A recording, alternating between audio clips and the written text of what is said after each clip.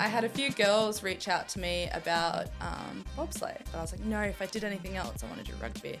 I want to be a sprinter. I want to be a heptathlete. I don't want to do a winter sport. I don't know. I've never thought about that before. Welcome back to the Keegan and Company podcast. For those who are new to the show, my name is Keegan Hipgrave. And guys, if you haven't already, could I get you to jump over, give us a little like and subscribe on whatever platform you listen to this podcast on, whether it's Apple, YouTube, Spotify. It's a great way for us to grow the podcast, grow the platform, and just have some incredible conversations like I'm going to have today. In this episode, I'm joined by professional bobsledder, Desi Johnson. Desi, how are you? I'm good. I was like, I'm going to stuff up the bobsledder or bobslayer. I was like, you're going to say bobsleigh. But it's like we had a beautiful coffee this morning along Palm Beach beachfront, which we love. We're going to try and get you to move to Palmy. Oh yeah, definitely. Palmy's the one. But then I was just like, is it bobsledder or bobslayer? And you was like, it's a bobsled, but then you've also, like bobsleighing, right? Yeah. Well, you do the sport bobsleigh, and that's what it says in the books and stuff, but bobsled is the sled you jump in. But then you call yourself a bobsledder, so it's really confusing. I still get confused. Because that's what I was going to say. I was like, how do I introduce you? I was like, are you a professional bobsledder or are you a professional bobslayer? Yeah. But bobslayer just doesn't... I don't know. Look, I don't even know either. Hey, look, I'm super excited to have this conversation. I love this. I love what we're about to jump into because I love it because it's so niche. It's such a niche sport. Why bobsledding? Yeah, well, I wouldn't have thought that I'd be doing bobsledding or being in a winter sport at all when I was a young girl. It was sort of always I want to be a sprinter, a track athlete. I want to make the Olympics, the Summer Olympics sort of thing. And yeah, so when bobsled came into the picture, it was like, what the hell? Yeah. Rewinding. What was growing up in the Johnson house look like? Obviously very sporty. What did it look like? Yeah, everyone was into sport. My sister, my brother, me, my parents like sport. But no one had ever sort of reached a high level in sport yet. And yeah, I kind of was thrown into athletics at a young age, and I was always the one who was like, no, I want to do it. But it was like, no, you're too young. Oh, yeah. You're the pesky little sister that just tapping on the door. Yeah. So when I was 9 years old, 10, my coach at the time before I was under him, I was like, oh, can you please coach me? I want to run. And he's like, oh, just do jogs around the oval. I'm going to coach your sister. Yeah. And I was like, oh, okay. I'll do that. And yeah. And then it went from there kind of thing. But... Were you one of those girls who were, I don't know, always talented or always thought you had something there? Or was it always no, I've actually got to work hard to get to where I want to go to? I always had to work hard. Yeah. It was never given to me or oh, you're amazing. I always had the talent, but it was never good enough to be the best. So, and that's always obviously what I wanted. But yeah, I just loved it enough to be in the sport and compete and stuff like that. And train every day that, winning was sort of just a side thing and, yeah. Always athletics? It was always athletics at the start. I did a little bit of netball, but was always told that I wasn't allowed to do other sports because if I get injured too much, even at a young age. Which I'm sure we're going to talk about. Yeah, but even when I was younger, it was kind of no, Desi, you can't do AFL, you can't do netball. So I'd, sneak behind at school and be I'm playing AFL, I'm playing netball. And I know it, I remember at a young age, I was doing athletics really well and I was making national teams, and then netball was still in the picture too. And I was like, oh, coach, I'll just, compete, I'll try out and I won't make it. I don't play netball on the side. And he's like, all right, you're not going to make the national team. And I went out, I made the national team, and he just went, oh, God. Take the pick. Yeah, and I was like, oh, and he's like, oh, you shouldn't go. And I was like, I'm going. So Really? Yeah. So I imagine, what year was this? How old were you then? I was 12, yeah. So you have to start making decisions, yeah? Yeah. How do you know which to pick? Oh, I wanted to do everything. I was like, oh, if I made a national team, of course I'm going to go. But like at the end of the day, I was always like, nah, athletics is my thing. So if I had to choose over athletics and netball, it was athletics, it was sprinting. But yeah, I just thought, I'd try it out as well. So what's it about athletics that was so appealing? Is it because you had like some success at a young age? Like what do you think it was? Yeah, it was sort of just like, I guess all through primary school, high school, sprinting was like everything to me. I don't know, like I'd sprint and it just made me feel amazing. Like I was like, oh, this is cool. I did have a little bit of success at a young age and I was winning sort of all my comps at a young age, and then I was making all the national teams every single year, and it was sort of that bite where I was like, I was getting fourth, and I was like, oh, like I want to get first, second or third, like I want a medal. And that's sort of where I go, okay, I need to make the next national team. I need to go again. And like, that's sort of where it came from. And I had a lot of people around me that did athletics as well. And I was just like, yeah, this is what I want to do. We were having this conversation this morning when we're having coffee. It's like when you've always just got that little bit more to go or that little bit more to give, or just like, oh, I'm fourth, I want to get a medal. Or I'm second, oh, I want to get that first place. Or like I'm Queensland or New South Wales, I want to get to the Australia. It's good just to have that like little bit more to get to, because that means you're always striving for something, Exactly. And as humans, we do that, hey? Like we're always wanting that one step further, like that one thing more. Like we get that and then we're like, oh no, I need to achieve that. Like, and that's sort of where I got it from. It was like, oh, third, second sounds better. Like first sounds better. Like, and then I wonder, I was like, is that a healthy thing for us to do? Like, I don't know. Like when I look at it from a competitive sport angle, I look at it as like super healthy, because you want to get to the next one. But then I also take a step out and I was like, well, if you're attaching yourself to like an identity, right? Or like I'm a sprinter or I'm a bobsledder or I'm a footy player or whatever it is. It's like, well, if I'm not hitting that, then I'm not aligned with who I'm supposed to be. I don't know. I think about that all the time. Oh, I don't think in some sense, I think it's not healthy sometimes, especially when you take it into like your daily life. Like, and I do that. Like, really? Yeah. Well, I go, oh, like, what am I doing today? Even like on a daily basis, I'll go, what can I do more? And really? And I stress myself over it. Like I'll sit there at night and I'm thinking and I'm like, oh, I haven't done this. I should do this. Like, why haven't I done that? And it's like, why are you doing that to yourself? You're achieving so many things at the moment. Like, how do you sort of circle back? Because it's kind of like a little reality check, when like it's so easy to be so in it, but then as soon as you take yourself back out and reflect, it's like, oh, actually, like I've done some pretty cool things. Like, how do you navigate that? I think I navigate it a lot more now, like better now. But yeah, it's sort of just sitting on it. It's like, it's good to think about it, and then it's good to go, no, like, you're achieving great things at the moment. You're doing great things and you're only human. Yeah. Like, you can only do as best as you can do now. So, why stress yourself over it? Like, coming later into your teens, you were doing a lot of athletics and you were having some great success. Yeah. What was kind of the goals back then, or what were you sort of striving for then? Like, was athletics like Olympics? Was that the goal? Well, yeah. So the goal was to make the Olympics, and it was always like this year Paris was sort of my okay, that would be peak, that would be great. And when I was younger, that was what my mindset was. And so basically, I was doing athletics, and I think around the age of 15, I had a foot injury. It was like a stress reaction in my foot. Yeah.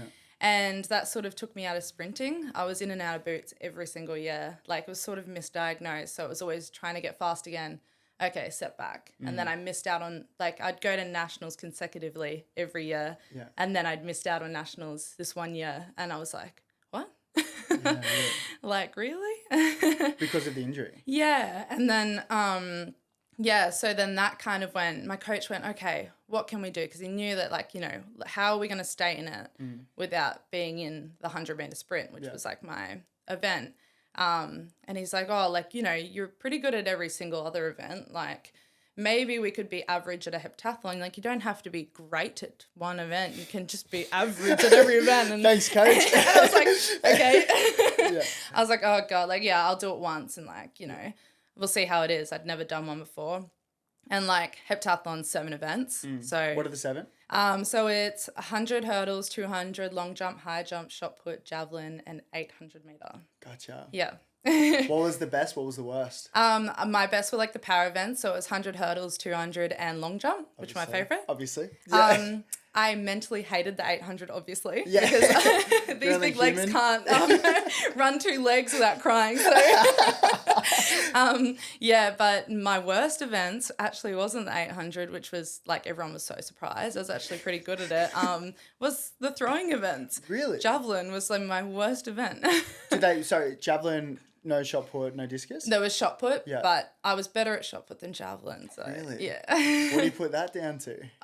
Technique. Javelin is all technique, and I could sprint in a straight line and jump in a straight line. Were you one of those kids that would get like the age champion at high school at athletics because you could do it all? Yeah. I was every year. It was like, if I don't get age champion, what's going on? Just a natural achiever. Yeah, I know. I remember once, and I think it was primary school. My best friend at the time was like, "Oh, can I just win shot put?" And I was like, "Yeah, okay, I'll still win it. Like, I'm still gonna get age champions. It's fine." The arrogance of the woman. And then, so what does it look like? Because he said, you're pretty good at most events. Let's do a deep dive. And will that be your way to the Olympics? Yeah. So basically, it wasn't the goal. Was like that was gonna be my way to the Olympics was heptathlon, but it was sort of something to fill in the time and to stay in the sport at the time, sort of thing, and make a team, like an Australian team, to show that I am good enough. And at the time it was sort of like, okay, let's train. And obviously 7 events rather than 1 event is a lot of training. Yeah. And I sort of started in school. Yeah. So it was like the end, it was year 12 was sort of my peak time of that training and everything. And I was like skipping a class at the start of like the school day, and then like going home to go training. Like I was training all the time, and then I was training during school time as well because I had a throws coach there. Yeah. So it was just constantly training like the whole time. Yeah. That's so wild. Yeah. Do you ever get to a point where it's just like it's too much? Like, what would a week look like? Well, doing 7 different events, one a day? It was insane. Yeah, like you do because we had track and field as a class, which we were pretty lucky. We had track and field as a class in school. So I did, one of my classes was like 3 times a week was like throwing at school. Yeah. And then, it was like, I guess every afternoon I was basically training, and then a Wednesday morning and Saturday morning, my only day off was a Sunday. So I was constantly going and going, and I didn't have much of like a social sort of life at all, like with my friends really. I was sort of that like floater because I was always training and doing my own thing. But then I was always friends with everyone too. But like I never had that tight friend group. And like I wasn't working because I was training. So yeah. Do you reckon you miss that? Like looking back on it now as a 23-year-old, do you miss that, or was it just like, no, it's priorities? No, I was glad I did it. Like I was happy that I was doing that. I was, trying to achieve something that I loved, and but it was, I guess it was a lot now that I look at it at a young age, and this could be why it stemmed all of my injuries and stuff. Because I was training quite a lot, but I was also dieting like really hard as well in school. Yeah. Like what do you mean? Like, macro, I was tracking macros in year 12, year 11. Yeah. What do you mean? I know. How'd you come to that? Well, it was always like, okay, you're great. How are we going to get you faster? And like, I am like a big build, as you can, like, people say, and like you can see on social media and stuff, like I'm very muscly and I'm a bigger build for a sprinter. So yeah, it was always like, okay, like how are we going to trim you down to make you faster? Because that's that 1% more. Yeah. And so like in grade 12, I was like weighing my food every day and like bringing it to school, and someone would be like, oh, I want that. I'm like, no, this is 30 grams of like, you can't, this is all I get. I'm not taking you 25. I'm not having 25 grams. Yeah, exactly. And so zooming in on the, was it the foot injury that was consistent throughout that time? Because I imagine that's probably a huge part of your story, yeah? Yeah, definitely. So my foot injury was a big part of that, and I was still suffering with it at that time. And then basically that year, I'd been in and out of boots every single year. Like I couldn't tell you how many boots I've been in. Like it's just like, oh, we'll chuck you in a boot and hopefully it'll get better. Yeah. And I never had an off season, like ever. It was always like, okay, you've got like 3 months to like make nationals or 2 months or whatever. And I was like, okay, I'm going to get it done. But then that year I was doing really, really well at heptathlons, and I was like, oh my God, this is my sport. I found it. Like, and like everyone was like supporting me at school, and like like my teachers and everything. And I went to Townsville and I competed and I ranked myself first in Australia, and then I was on set to like make a junior worlds team, and I was just like, my life is like complete, like I'm getting there, like I'm finally going to achieve it. And then it was right after that comp. Well, I'd been suffering with back pain the whole year, and like everyone was like, oh, it's just muscle like pain, like muscle spasm sort of thing. And it wasn't. I was at training and I'd run like a 200 and I'd be in tears at the end of the run because I was in that much pain. And they're like, oh, we'll get it scanned after this competition. We need to qualify. And I qualified, got first. And then... With all these back pain? Yeah, with all this back pain and foot pain. So wild. So my foot was still an issue, but we kind of put that to the side because I was like, oh, this back pain's worse at the time. Yeah, and I competed the whole year through with it. And... and then I got to the end of the year and we got it scanned and they said that I had stress fractures in my L4s. And on my right side, it was almost a break. It was that bad. Yeah. So that is so wild because I've had stresses as well. Not to the point of a break though. Yeah. Geez, you must have been pushing through it. Yeah. Because that's the thing with stresses. You just need to give it time to just fully settle down, yeah? Yeah, exactly. Instead of racing every other week. Yeah. So I was really pushing it. How was your mind frame when you're going through that period? Because I imagine it's probably a bit of a roller coaster, yeah? Like you've got this goal, you want to hit this goal, but then you're also like navigating through all this pain. I'm sure you probably have a bunch of pressure from like maybe outside, but probably like a little bit of internal, yeah? Yeah. Oh, definitely. Because I was just like, I want it so bad and I want to be like the best. And like, I was finally getting there and I was so ecstatic. And then it was kind of like I remember sitting in the appointment and they were like, oh, Desi, like, it's bad. Like, it's a fracture. And I was like, no. And I walked out. I was like, I can't. Like, I don't want to hear it. And then it was like just downhill from there. Like, there was probably my worst I guess mental space with an injury, and I guess it was my first major injury that stopped me from doing what I was doing. So yeah. You said it was like your worst mental state. What does that look like? Well, when it happened, it was sort of like because I was so young, I'd never really experienced like the social life of partying and stuff like that. I was so dedicated to like my sport and like what I was doing and like what I was achieving that I'd never thought about even hanging out with my friends and going to a party and drinking and doing that. And it was sort of like, oh, like, well, then if I can't do this, like schoolies is next week, I'm going to go have fun. I deserve this. Yeah. So it was kind of like from there, I was like, oh, because they said, I think it was like 15 weeks, like doing nothing. And I was like, I can't sit down for that long. It's like over 3 months. Yeah. I was like, I cannot do that. Like, I'm such an active and like person that I can't do that. And as soon as I had to sit down and do nothing, it was like, my mind was like, sitting down and doing nothing. Wow. And then my whole mindset and everything changed. Like how so? Give me an example. Well, I guess that year I, like, even looking back to it, I don't like to look back to it. Yeah. I delete like videos and photos of myself at that point in time because even me looking back on Snapchat memories and stuff like that, I'm like, that's not who I am. That's not what I was. Like, it was very like my mental state was just like doom and gloom. Like I was like, well, nothing's going to go right for me. Like I'm never going to be an athlete. Like really? Is that what you thought? Yeah. Thought like sport was done. Yeah. I was like, why? Like maybe I was like, I've tried and like because of my foot injury, even I was like every year, like, sorry. Every year, like I would try and get there and then I was set back. Oh no, you're in a boot. Yeah. And then finally, oh my God, yeah, you're going to make it. Nah, you've broken your back. Like, you've got to sit down. You're not allowed to compete. So I was just like, well, maybe I'm not meant to do this. And it was sort of that, oh, okay, maybe I try and, like, not do this and see if I like doing other things rather than sport. Maybe sport is consuming me too much. Yeah. I always think, like, if it was like an ACL and someone said, look, you're out for the year, you're going to come back next year, you got the rehab and you can come back at sweet. But it's that roller coaster of like, oh my God, I'm just going to get there, do it again. Oh my God, like we're going to train hard, we're going to get right. Then I do my back. Like I remember when I was maybe 18 or 19, like I was trying to make my NRL debut before I was 20. Like that was my goal.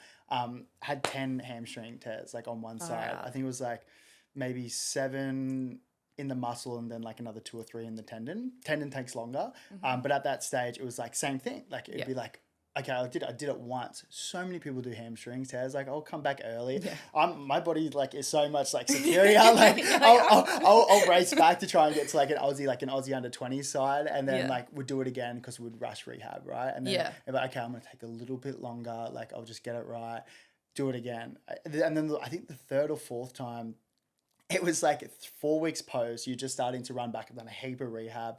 And it was really like a walking passing drill. Me and a guy called Jared Wallace, who's at the Dolphins now. It was literally just a walking, and I felt like a click. And I was like, no. I was like, surely not. And then it was like, just tighten up straight away. Jared's like, what do you mean? We're walking. It became a joke at the club. Guys like, mate, if you're a horse, we'd shoot you. Like, you'd be I've had that. Oh, you feel so bad. Yeah. But I mean, like, but then I also look back on it, like, that gave me so much like resilience. And now I look back and I was like, such a good learning curve. And I'm sure you're very similar in the sense as well, where it's like, you can look back and it's like, would have learned so much coming out of it. And everything happens for a reason, because look at the transition.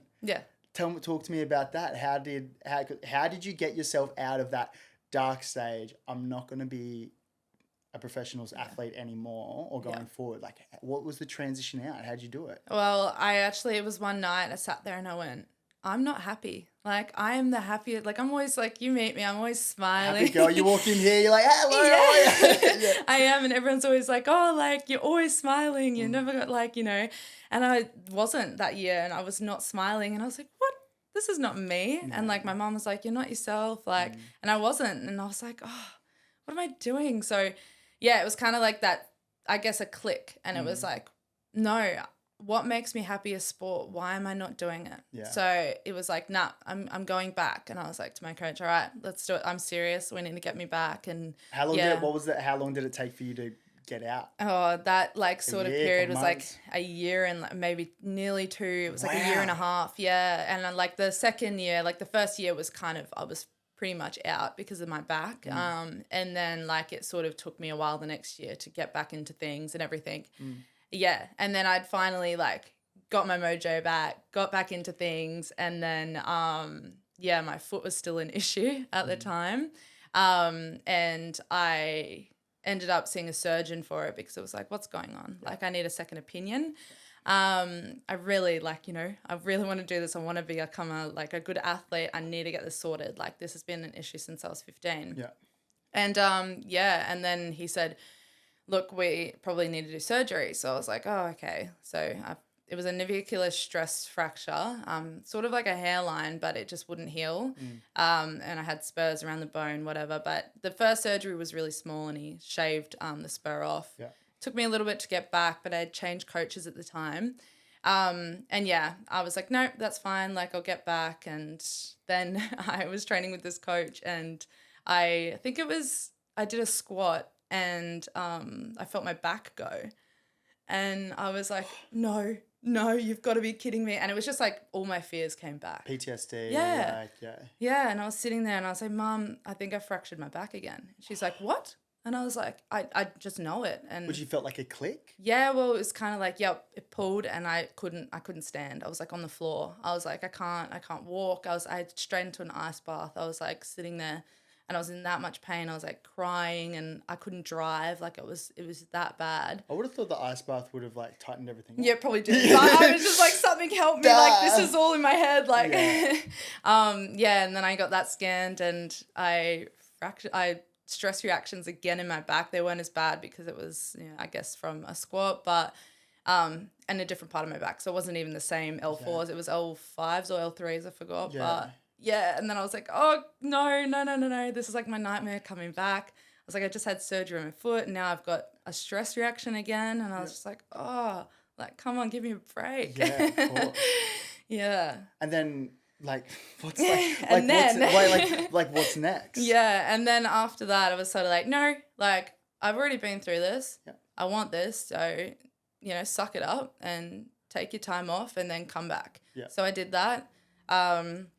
And then I moved to another coach at the time. Basically I was training with him, and I was doing really well, and I was getting back into my sprinting. I was getting my mojo back. I was like, oh, I'm going to be a sprinter again. This is amazing. Like, but then my foot started to become an issue again. It's a full roller coaster of professional sport, hey? Oh, it's insane. Like, yeah. And it was just this bloody foot. Like, I was like, oh, like I'm doing well. But then I'd get to like obviously I was doing 100-meter sprints, and it was sort of like I'm an amazing 60-meter sprinter. And the last 40 I couldn't do because my foot just wouldn't give it. Yeah. And it was like, oh, so painful. So I went back to my surgeon and, I'll rewind. Yeah, my foot was an issue. And then I was sort of like, oh, maybe I should do another sport. Yes. Maybe I should try something else, like on the side. Yeah. Yeah. So it was like, oh, why don't you try? Like I've always wanted to do another sport. And if I had to do another sport, it had to be to make the Olympics. Yeah. So I was like, what about rugby sevens? You can make the Olympics for that. Because I was always like, oh, if I have to change sports, it could be in the rugby sector. Why is the Olympics such a fascination?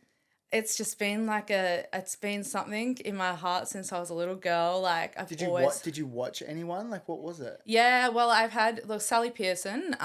She's a good friend of our families and mine, and she's always been like my role model and my sort of like, oh, she's achieved great things as like an Australian sprinter, like no one ever before, like, and yeah, having her sort of in my life has been like, I want to do that. Like she's got such drive and dedication to like what she does. Like I want that. Like I was going to say, what characteristics do you pick out and you're like, oh, I want that? Yeah, well, it's just that she just never gives up. She will do anything to achieve what she wants to achieve. Like she'll put everything into it, like every second of the day. And you talk to her like even when she'd get injured, it was like, yeah, I'm doing my rehab like every second of the day. Like I'm doing it because I know I need to be there and that's what I want to achieve. And it was like, okay, I've got to be dedicated. Yeah. This is no messing around here. Like yeah, such a good learning curve, yeah. Yeah, yeah. And then so rugby sevens. That was amazing. So like my coach sort of had connections with some of the coaches, and then they were like, yeah, would love to come and test Desi. So I had like an Australian coach come down to one of my training sessions, which was like, whoa, this is crazy. Like, and he tested me and everything, and he went, yeah, these are great results. Like you're probably one of the fastest sprinters like we've seen. Yeah. Yeah, you're going to go train with the Queensland girls. So I was training with the Queensland girls at QAS, and it was sort of like I've got to show myself and make a name for myself, and then maybe I can play a game, and then maybe I can like make the team. And yeah, I tried really hard, and then my foot was like just like giving me grief, and like they were like, oh, do a sprint, and I'd sprint, but I knew that it wasn't the best because my foot just wasn't allowing me to bloody run in rugby boots and on grass, let alone, with the injury I had at the time. Yeah. And I tried so hard, and then I was like, oh, one of the physios was like, you need to get your foot checked out again. Yeah. And I was like, no. I imagine that'd be so hard because it's like you're the sprinter. Like you've been doing this forever. You're supposed to be our speed, but it's like, I can't even open up. Like you guys you don't even know how fast I actually am. Yeah. So yeah, I imagine that'd be pretty tough. Oh, so tough. It's like, oh, I have all this potential and I know I do, and I'm not being like cocky about it or anything. Yeah. But yeah, like I knew that I wasn't giving that all. Yeah. I couldn't. So it was so frustrating, like so frustrating. And so was that the third surgery? No, that was the second surgery. Yeah. So that was the major surgery on my foot. So yeah, he said he was going to cut the fracture out because he's like, I'm going to cheat and cut this fracture out, see if it gives you, any like settles it down or whatever. He'll put a screw in it and clean it up, and we'll go from there. So that was a pretty big one. I was out for a little bit, and then got back into the swing of things slowly after. Not really. And it was sort of like, oh, I can't really do rugby sevens. So like all the change in direction's really bad on my foot and stuff like that at the moment. So it was like, oh, what do I do? And it was sort of like I went back into a little And then I had a few girls reach out to me about bobsleigh. So here we go. This is what I'm interested about. Yeah. So I had girls reach out to me like the year before I'd got into rugby sevens, but I was like, no, if I did anything else, I want to do rugby. Yeah. I want to be a sprinter. I want to be a heptathlete. I don't want to do a winter sport. Like, I don't know. Like, I've never thought about that before. I've never really. What were your thoughts going into bobsledding? Like, what was your preconceived assumptions about it? Oh, it was kind of just like, because it's a different Olympics. Yeah. Like, I was like, I want to make the Summer Olympics. It was like, I don't know, like, it's kind of weird. I think you assume because the only thing you know is Cool Runnings if you've seen Cool Runnings. Yeah. And a lot of people go, oh, Cool Runnings, yeah. And I'm like, you just don't know what it's about, so you don't fully understand it until you take the leap or take the shot. So at the start, I was always second guessing it, but then the moment someone said, you might make the Olympics, I went, oh. Tell me more. I'm intrigued. Tell me more. I was like, okay. And then I was like, oh, yeah, no, I'll try sprinting first. And then they kept hitting me up and kept trying. And then my pilot now, Sarah Blizzard, rang me up and she said, we don't care about your foot. Like, we obviously care, but we don't care that you're not able to sprint or whatever. Just jump in a bobsled. See if you like it. You either like it or you hate it. So I was like, okay. Well, okay, when do I go? And they said, like, in 2 weeks. Really? France. just come over and try it out and just let you go. And that's all the instruction was. It was just like, Desi, come over. We'll do everything. Like, we'll help you out through the week, but just come over and we'll tell you while you're over here, like, what to do. But just come over. And I was like, okay. So I booked my flight to Switzerland and France and yeah. That's so wild. Hey, life's too short. You just got to jump into these things, yeah? You do. And I was like, no, like I can't just go overseas. It'd be my first time in Europe, first time in the snow, first time jumping in a bobsled. I was like, this is too much. And then everyone was like, Desi, like, you've always wanted this, like, try it out. And I was like, yeah, okay, let's do it. Like, why not? You only live once, so... Tell me about the first experience jumping into a sled. It was like I should have been more scared than I was. I think like my perception at the start was like, it's not that scary. Like, you're just jumping in a sled and you're going down track, which a lot of people think, but you have to steer and like my pilot steers and everything. So it's a very dangerous sport. Two people in a sled, someone's pilot's driving and then you'll be there to brake at the end. Yeah, and I'm the brakeman. So basically my role as a brakeman is to push really hard at the start with speed to get it going. So the start's very vital to getting it fast enough. And then my pilot will steer with 2 D-rings and it's got like stirrups on it and you like turn the axle. Yeah. And the steering means everything. Like, if you don't steer right, you're going to crash. So, but it's interesting when you say I was a 60-meter runner and then couldn't do the back end. It's just like, that's your sport. Yeah. You know what I mean? Yeah. Well, that's the thing. It was always like, oh, we need to chuck you in like a 60-meter, like in an indoor track or something like that. And then when I figured out that I could run a short distance, sprint a short distance and be in a sport, I was like, oh, maybe this is my thing. And even the surgeon said like, at the time on my second surgery, I was like, oh, like, do you reckon I'll ever be able to sprint again? And he was like, look, like, kind of didn't want to get my hopes up. Yeah. And he was like, you're not going to be the sprinter you want to be. Like, I was like, what? He's like, but you can be a bobsledder. Is that what he said? And I was like, oh. Who have you been talking to? Yeah. I was like, excuse me? So, he's like, yeah. First time you're in the sled, Yeah. what does it feel like? Can you describe what it feels like? Yeah. So basically we walked off for the first time I did it, just jumped in. And I was in there, like the first, I don't know, few seconds, you're kind of like, okay, it's rattling a little bit. You're holding onto 2 metal poles on the side in the sled.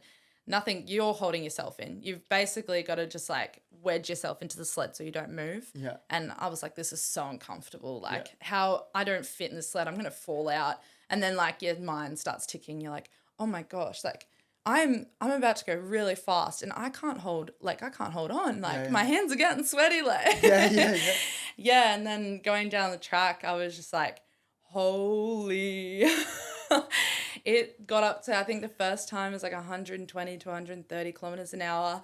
You hit corners and there's that much G-force that it knocks the wind out of you if you're not breathing right. And you just have no wind and you can't breathe. You're like, it's just an experience you have to experience. These are the little things that people don't know about. They don't know. Yeah. It's insane. Like, you obviously knew how fast you were going to go before getting in the sled? Sort of. I was a bit in denial. Was that scary? Like, was it scary knowing that you're going to go 120, 130 clicks? Yeah. Well, at the start I was, the car doesn't feel that bad going 120. You're in a full safe car, not like a little piece of metal. Not going down a hill, around corners in a little, piece of metal. And then when you're in it and you're doing it, you were just like, oh, like holding on for dear life. Like I put all of my strength into like holding onto those poles because I was just like, I'm going to fall out. Yeah. And then I was like not breathing the whole time because I was just getting the wind knocked out of me. And I was just like, I couldn't even think, let alone hear anything because it was so loud. It's just like this big rattling thing. And you're hitting the sides because when the pilot drives and, I don't know, comes off a corner bad, hits the side of the ice, I'm the one who gets the bloody, I'm in the back going, Oi, what are you doing up there? yeah. So I come out and I've got like bruises head to toe because like I've just been like banged around the whole time. But yeah, the first ride was pretty bad because at the end you're meant to brake. That's my role as a brakeman. And I asked before, I was like, how do you brake? Like that's the only thing I was worried about. Yeah. And I was stressing, I was overthinking, like, how do you brake? I was asking every single like person like from different countries and it's just like a heavy deadlift. And I was like, oh, okay. I've done heavy deadlifts before. I was like, yeah, I can lift pretty heavy. Yeah. I was like, I've lifted 150. So I was like, Wait, have you actually? Yeah. Really? Yeah. That's so wild. Deadlift? Yeah. I don't think I've ever done 150 Oh, ever. really? Yeah. That's wild. Sorry. Yeah. So that's sort of where I was like, oh, if I can do that, then like I can pull this. Like, but that means I have to pull it really hard. Yeah. And we've got to like the end. I didn't know we were at the end. My pilot said brake, and that's sort of the signal for me to pop my head up because I've got my head down the whole time. I have no idea where we are. I don't know what's going on. I'm just like waiting the whole time for that signal. And that's sort of my role. And you've just got your ear peaked the whole time. Okay, when is she going to say brake?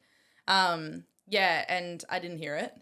And like there's like a 100-meter stretch going up, and this is at the track in France, Le Plan. And she's thought I've popped my head up, and she's like, we're going really fast. Like we're getting to the end, and we haven't slowed down.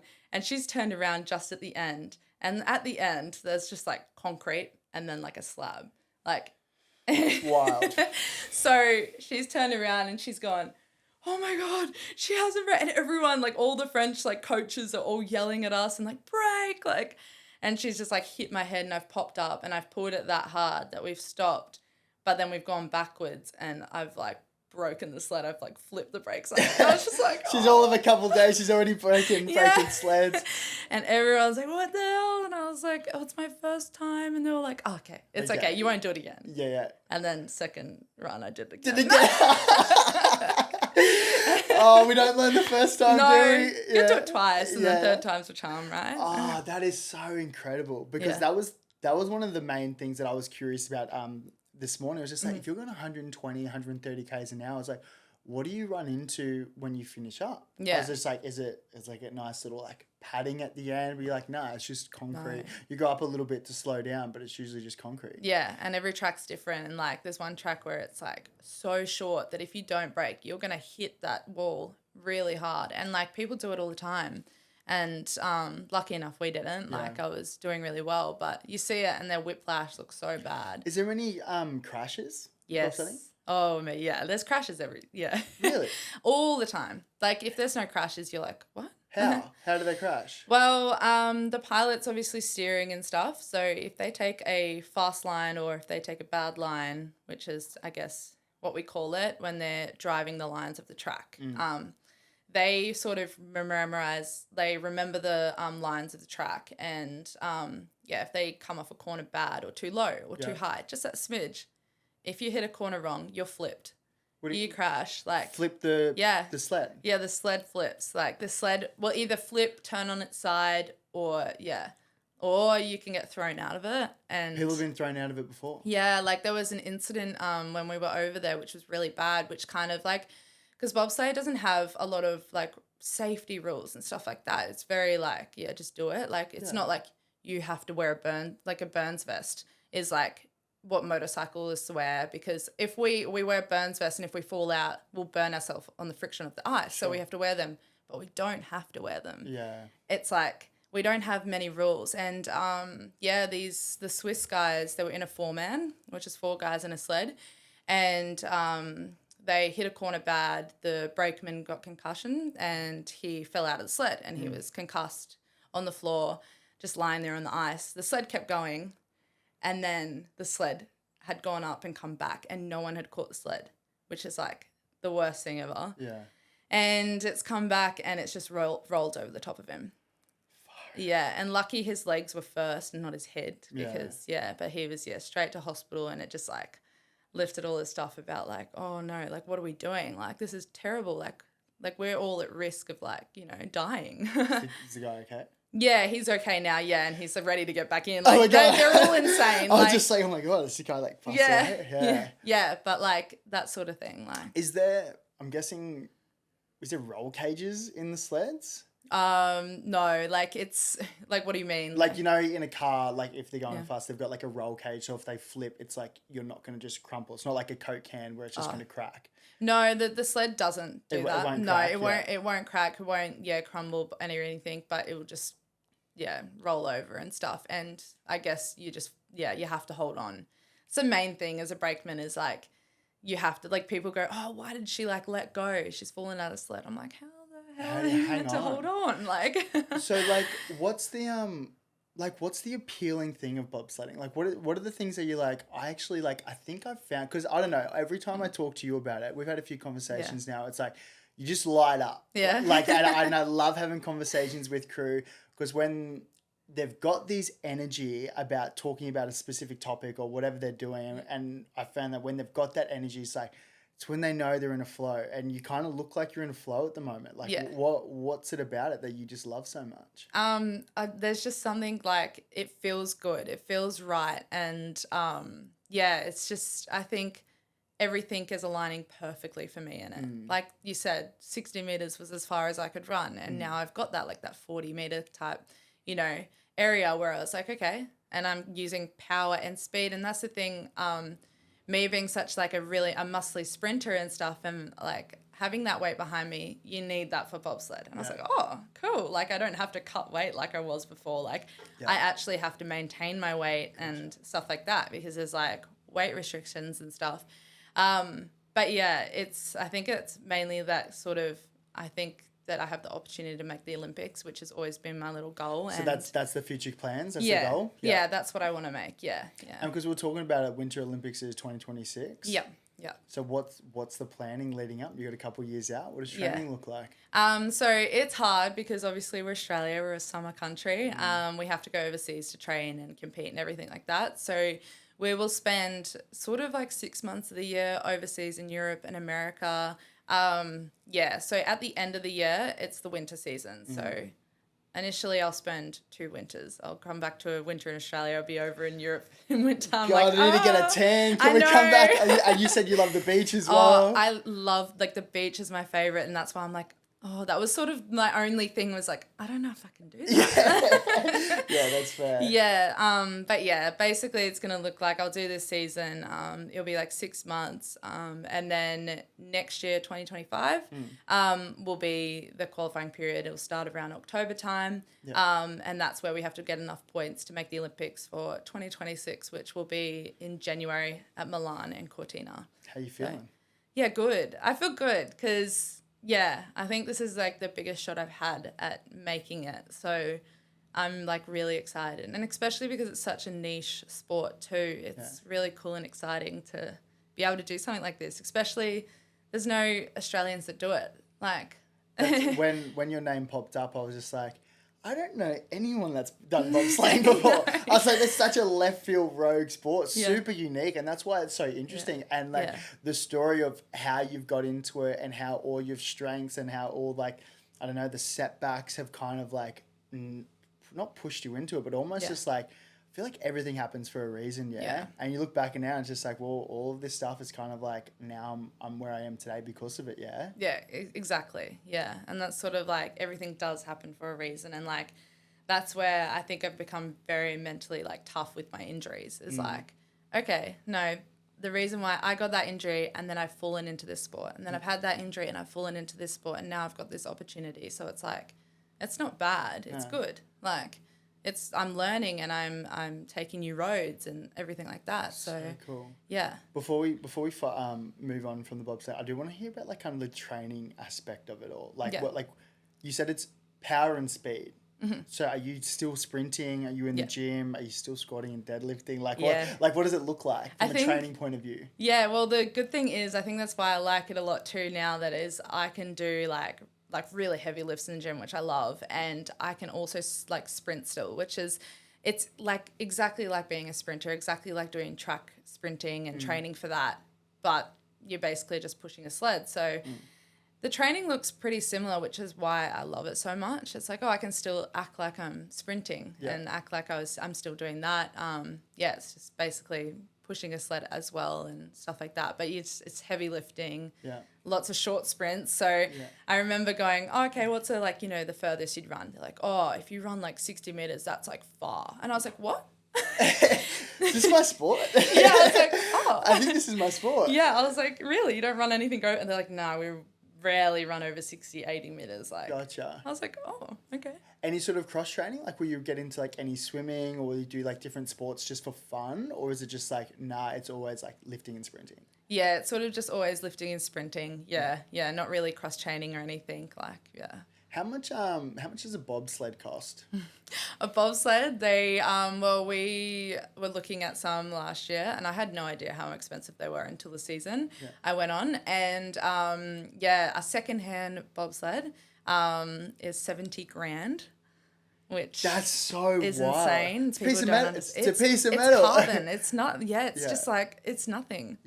We put it together too, and we do all the maintenance on them. And that's the other thing that people don't realize is really the amount of work that goes into bobsled is insane. Like what? You think of F1 driving, and you think of the team that is behind that, and them do like the mechanics on the car and making it fast and all that.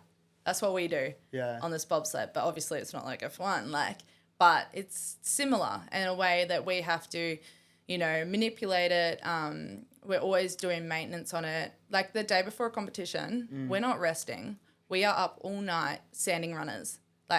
Sanding the bottom? Sanding the bottom so that the runners are the things that hit they're like the wheels basically. They're like the ice skates. Yeah, they're like that. So you obviously the more they're like are sanded, the faster they're going to be and stuff like that. There's like different ways to sand them as well, and I'm still learning how to do it. But yeah, we spend hours and hours and hours getting little cuts in the runners, or marks in them, because that could be the thing that stuffs up our whole race or make us slower. So we have to sand them and sand them and sand them until they're completely clean, and then you have to glad wrap them, don't touch them, make sure they're completely clean, and then someone checks them on competition day to see if you've done anything to them. And who are the best countries for bobsledding? Germany is the best country. We cannot touch their sleds. Their sleds are so fast. We don't know what's in them. Really? Yeah, they're very Germany's very. But would they have a team? Would they have a team for the sleds? Because if they're the best, I imagine they might have more resources for that kind of stuff. America and Germany have great resources for their sleds, and they're sort of keeping it on the deal because their sleds are the fastest at the moment. Yeah. And their manufacturers won't make sleds for any other country basically. Huge. Yeah, so it's there's a lot to it, and you can rent people's sleds and stuff like that if you can't afford a 70 grand sled, which most people probably can't. Yeah, but you can't rent one of their sleds. You can't. But I imagine the sled that you want to be using on race day is the sled that you want to be practicing in, yeah? Well, of course. Yeah. But yeah, and that's the thing that happened when we were overseas on our last season was we were training with this sled, and people would come up to us and go, "Oh, that looks slow." And we were like, "What?" We're still going 120. Yeah, I'm we're still going fast, but it was just that 1 second that we were missing, or that 2 seconds. And we were we cannot, and we qualified for world championships, and we were we cannot race in the sled because, we're going to make a fool out of ourselves, on TV. What are we doing? So we were okay, we need to try and rent a sled for the week. Yeah. And we didn't train. We literally got 2 or 3 runs in it. We didn't really get to train in it. We rented it for the week because it was 700 euros to rent it for the week. Wow. Yeah. So we were okay, we can't rent it for 2 weeks. We'll only rent it for 1 week. And yeah, we basically had no idea. She drove it for a little bit. She had no idea how to use a sled like she did with the other one. Yeah. And yeah, we didn't have preparation for it at all. But it was faster? It was way faster. Really? Yeah, it was crazy. It was a few seconds faster, and we were in contention with everyone else. So That's so wild. Yeah. So imagine looking forward. How do you afford a faster sled? Like, what are the resources involved? Like, is it sponsorship? Do people come on board? Do you get funding from the government? Like, is there anything? So it's mainly sponsorship. So because we're not the best yet, we've only just started out, me and my pilot.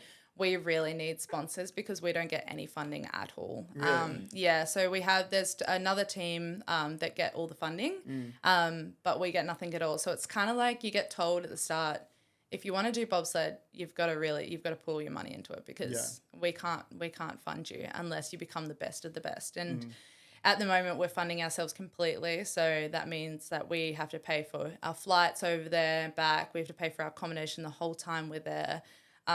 We have to pay for the 70th grand sled. We have to pay for time on the ice when we train. So say like we're on the track for a run, it's like it could be €50 or something for one run. So like our training means we have to pay for it. Like every single thing we have to pay for, like our uniforms and our safety equipment and the resources for the sled. So we rely on sponsorship, like mainly. And we currently don't have any sponsorship at all. Wow. Which is something we really need to find for the next season. Because I was going to say, how do you go balancing training, which I imagine would be huge, and then and probably working as well. Like you probably have to work to afford to go away to do all this stuff. Yeah. How do you balance that? Well, for sure. So I'm extremely lucky in the sense that like I've started growing on social media and everything. Great. And I'm able to do things online now, and especially if I'm going overseas, it's like I can do everything from my phone, and I can do that and get paid, which is really good. So I can sort of do that and like take that as sort of my full-time job, which is really great. Whereas like my pilot, she's not like that, and she has to, as soon as she gets home, it's like, what's the next job I can get into? Because someone's not going to keep you if you're like 6 months overseas and then you come back, you need a new job. That's the whole athlete space, especially the female athlete space that are there. A lot of them are part-time. Yeah. They're not full-time yet. NRLW, AFLW, the netballers, like, I don't know if some of them are full-time, but it's a hard slog, yeah? Yeah, it's especially when you want to train at a full-time level, but you're limited because you still got to work. Yeah, exactly. Imagine if you were full-time and you could just like purely only concentrate on training. Yeah, exactly. It'd be huge. When did your social media start taking off? So around COVID time, I started making TikToks. Yeah. And it was at home, and I was like, oh, let's do home workout like TikToks. And I was just like showing people my workouts from home. Yeah. And then it started sort of getting some traction and everything. And then as soon as we were sort of allowed out, I actually stopped it and I like took down all my videos because I was scared. Yeah. I was like, oh, who does TikTok? Yeah. Like, And then, so I'd like kind of taken it down, and I started making some random videos and stuff here and there after that, and they blew up again. And I was like, oh, like this is actually pretty cool. What kind of videos? It was all sort of fitness related. Yeah. Yeah. So passion. Yeah. Yeah. And exactly. That was my line and everything. So it was kind of good. And I liked the fact that I could grow my TikTok off that. So it was all the workouts and stuff like that. And then, I guess there was a few videos of my physique that went viral and like my abs and stuff, and people were calling me that ab TikTok girl, and I was like, oh, don't you have abs? Yeah. I was gonna say, what's your relationship with like social media, because that's the whole conversation. It's like such a beneficial platform to make money, to live off, but I imagine there's probably a lot of negatives with it as well. So do you find how do you find navigating that? It can be very negative, like in a sense of like you consume yourself so much. You're in your face is in your phone the whole time. Like you're constantly thinking about what to do next. And like with TikTok, it was said you need to post 3 times a day. Like Instagram, like once a day, and then a few stories a day, and then start YouTube, and then do this. And it's like, it's not that easy. Like, and then you're spending half your time bloody editing videos and then making them, and you're just like, oh, I can't be stuffed. Like, I would get to that point where I was like, consume myself too much with it. And then I was like, no, I need a break. But then when you have a break, like your algorithm goes down and you like everything. So it's just like, oh no, I can't have a break. And, so it's sort of that thing where you need to balance it out, and you need to have that time away from it. And I think that's really vital when you're doing social media. You need to have a break from it. Yeah. How do you do it? Just get away for the weekend? Not touch it? But it can be so addicting. Like, it is. I hate it so much when I'm supposed to be productive and I just get stuck like scrolling through like troopy builds or like, you know, we were talking about full drives. I'm like, I was like, oh my God, I've just wasted the last like 20 minutes here. And I think I'm similar to you where it's just like, feel like if I'm not being productive, then I'm just wasting time. Like, there's so much to do. And it's like, well, I'm not going to get that 20 minutes back. Yeah. Is it like, do you find like it can be addicting?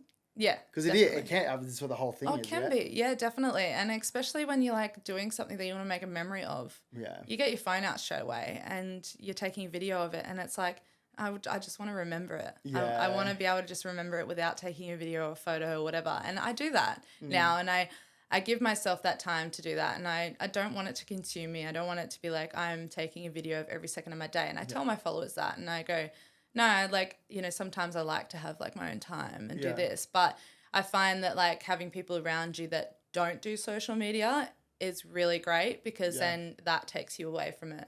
You can just spend time with them without taking a video or a photo or, you know, worrying about it. It's like you can actually go and enjoy the moment with them and go on a holiday and like, it's a cool conversation because I sat down with Morgan Rose Moroney. Oh yeah. Now cook, and she's a dear friend. We grew up together, and she was like kind of early days, like I think in high school because she's obviously doing all the gymnastics and the handstands and everything. So high school she was great, huge social media following, and then similar. It's like I need a break. Took it down, deleted it. Yeah. Started from scratch again, and now she's like almost 1 million followers. Oh, yeah. But she's just like because she wanted to go down the AFLW route.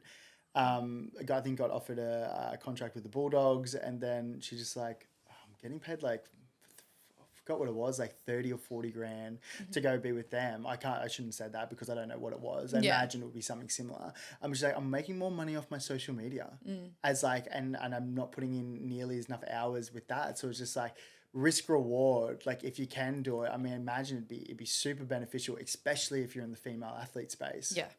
What would you give any advice to the girls that like what advice would you give to the girls that would be like wanting to get into it? Like is there anything that sort of stands out? Yeah, well, I think at the start of my social media journey, when you get into it, you look at people and it is fake. Like a lot of things are fake and people put up a wall, like, you know, a face on social media. And that's the one thing I'd tell people is to be authentic. Yeah, the only way I grew was being authentic, being myself. Gotcha. Yeah, like it's the main thing. It's the only way to enjoy it. It's the only way to grow. It's the only way to be yourself is to be authentic and, you know, have fun with it and actually enjoy it. Like, like as soon as I started being myself and being this chirpy little like, whatever, instead of like, oh yeah, let's take a photo and I need to look good. Like I was like, oh, let's make some YouTubes and just be like crazy. And like TikTok, I'm very authentic on there and I just like put up the phone and I'm like, yeah, this is what I'm doing. And yeah, my followers just started to grow from there. And I was like, oh, this is cool. I'm creating a little community. And Do you find that you have that? You've got a little community now? I do, yeah. It's really cool because like I didn't expect it. But like even when I go to like Pack Fair, like I'll have girls like come up to me and like, oh my God, like can I get a photo? I'm like, what? With me? Yeah, you sure? Yeah, really? And like guys, and because I do have a high male following as well. Yeah. Which at the start I was kind of like, oh, I don't know if that's good. Like, you know, they're probably just like following me for my looks and stuff like that. But I do affect a lot of males and I get DMs all the time, like from people, from guys and from girls, like, I've lost this much weight, like you've helped me with my journey. And really? Yeah, like you've inspired me to keep going and like, you know, I was very mentally ill and now I'm like watching your videos every day makes me happy and makes me motivated because you keep going. So like I keep going. And that's so nice to hear. Yeah. And that's why I think like these conversations and like you, like someone like you have so much influence in the world because like people are looking up to you. So whatever you're going to be doing, it's like, well, how can I replicate that in my life? Like that's why I love this podcast is because we get to sit down with the best athletes in Australia, you know, soon to be the UK and America. And it's just like, well, whatever they're going to be doing, that's what I want to be doing. So if you can be able to talk about your own struggles, you know, going through injuries, navigating through, you know, your own mental health journeys and changing sports, well, it's just like, well, that's, if Desi can do it, so can I. Yeah. You know what I mean? Like, exactly. It's so cool. Yeah, yeah. And that's exactly right. Like, I think with my injuries and stuff, it's so vital that I am showing people my journey and everything like that. I know back in the day, I'd be like, oh, like, I don't need to show anyone that I'm injured. Yeah. Like, I'm just like, you know, putting on a story. But it's so good. Like, and at the moment, you know, like showing them, I get to a point, I get injured, but I get back up and I keep going. And like I'd mentioned that I had foot surgery for the second time, and then I actually ended up having foot surgery for the third time last year. And I've recently had shoulder surgery. So everyone's like, what? You get injured all the time. Yeah. And then they're like, but you're still happy. And I'm like, yes. Like, it's not the end of the world. Like, it happens for a reason, and you just got to trust the process. Like it's meant to be. Yeah. I love that. I love to hear. I think that's such a great summary. Just before we finish up, how is the shoulder? Because I haven't even asked you about the shoulder. Yeah, the shoulder. It's like partly the reason why we caught up, and we're sitting here this morning, we had a coffee, and I was just like, how is it? Oh, yeah, it's good. Like, it's the worst surgery I've had. Shoulder reco? Yeah. It was a stabilization. I tore my labrum front back. Have no idea how I did it. But I had it at the start of last year. And yeah, so basically I got to the end of the year and they got it scanned and they were like, you need shoulder surgery. And I was like, oh crap, like, and I was like, no, I need to go on season for bobsleigh. And then I was like, no, I'll push it out. Like, I'll do the season and I'll get surgery next year. Yeah. And then I ended up having surgery on my foot before I went on season, and I had to miss out on half the season. And I was like, oh, again, like, and then now I've had surgery now. So it's just like injury after injury. But shoulder surgery has probably been the worst one. Like, sleeping is terrible. Really? It hurts so much, but it's getting way better. Like, I'm on week 4 now, and I'm in and out of the sling at the moment. You're out of sling now, which is great. Yeah. That's what they say, like, getting out of the sling earlier, the better, yeah. One of my dear friends, he's had, like, I think 4 or 5 shoulder recos, 2 on one, 3 on the other. Yeah. And he's so good now. He's like, he'll, and I'm not advertising this to anybody, he'll get it out, like, within a week afterwards, because he's like, I've found with me that the sooner I get it out, the better I am. So he's walking around. He was off painkillers like a day after or 2 days after. I'm like, mate, because I had a shoulder reco as well and a bicep reattachment. Oh, did you? Yeah. And I was just like, I was on them for months. I was I was like, I need it because I'm a bit of a sook, you know what I mean? I was just like, I need it. Like, and for him to come out a couple of days after, he's in the car, he's flying. I'm like, mate, you're ridiculous. You know what I mean? Yeah. But 4 weeks, hey, it's looking good. Yeah, it is. Very positive about it. It's way like better than I thought it'd be at this point in time. But and you'll document that journey as well. Yeah, cool. Definitely. Yeah, I've been documenting this a lot more than like previous ones, which is really good. So a lot of people, it's very common.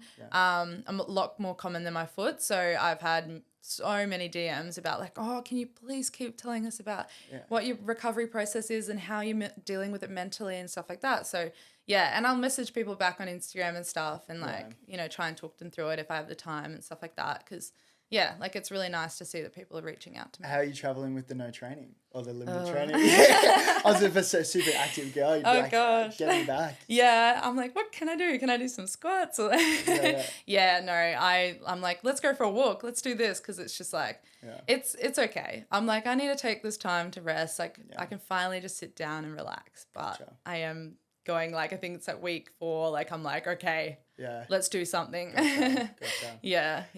Desi, we're over an hour. Are we? How quick does it go? That went so quick. That's what I mean. This is why I love these things, because you look down and it's like, oh my God, we've been chatting for like over an hour. That's insane. Hour 4. That's wild. Wow. Before we wrap things up, is there anything else that you'd like to touch on or you think that we missed throughout recording? No, I don't think so. I mentioned the injuries and everything, and I think that was well. Hey, thank you so much for coming on. I think like I said at the start, I was super excited to have this conversation purely because like I've heard a little bits and pieces of your story through yourself and through friends, but it was cool to sit down with you and actually go through it. And also just such a niche sport and how you navigate like social media and injuries. So I think it was so cool, and I think this will probably benefit a lot of crew going forward. So Desi, hey, thank you so much. I really do appreciate it. No, thank you so much for having me. Yeah, cool. We did it.